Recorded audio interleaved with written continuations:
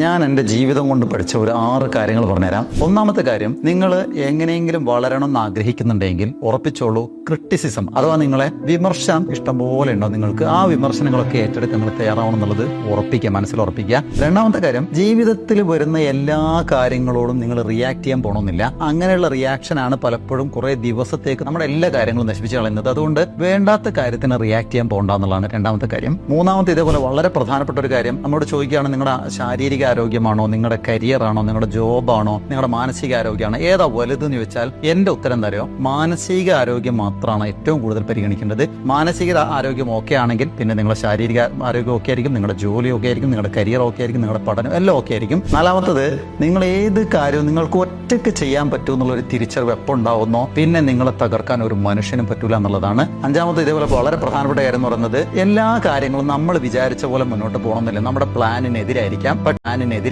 പക്ഷേ അങ്ങനെയാണെങ്കിലും ആ എന്താണോ സംഭവിച്ചത് ആ സംഭവിച്ചതുമായിട്ട് പൊരുത്തപ്പെടാൻ പഠിക്കുക. അവസാനത്തെ വളരെ പ്രധാനപ്പെട്ട കാര്യം എന്ന് പറയുന്നത്, എല്ലാ ആളുകളും നിങ്ങളെ ഇഷ്ടപ്പെടുമെന്ന് വിശ്വസിക്കേ വേണ്ട. നിങ്ങൾക്ക് പരിചയമുള്ള 100 പേരോ 500 പേരോ എടുത്താൽ അതിൽ കുറേ പേർക്ക് നിങ്ങളെ ഇഷ്ടമല്ല. നിങ്ങൾ ഇഷ്ടപ്പെടുന്നവർ മാത്രം ഇഷ്ടപ്പെട്ടാൽ മതി. നിങ്ങളെ ഇഷ്ടപ്പെടാത്ത പലരും അവർക്ക് അവരെ പോലും ഇഷ്ടമില്ല എന്നുള്ളതാണ് സത്യം. അതുകൊണ്ട് നിങ്ങൾ ഇഷ്ടപ്പെടണമെന്ന് നിങ്ങൾ പ്രതീക്ഷിക്കുകയും വേണ്ട, ആഗ്രഹിക്കുകയും വേണമെന്നില്ല എന്നുള്ളതാണ്. ജീവിതത്തിൽ ഈ 6 കാര്യങ്ങളെ കുറിച്ച് ബോധത്തോടുകൂടി ജീവിക്കുകയാണെങ്കിൽ രക്ഷപ്പെടാൻ പറ്റുന്നുള്ള ഉറപ്പാണ്. B practical in your life.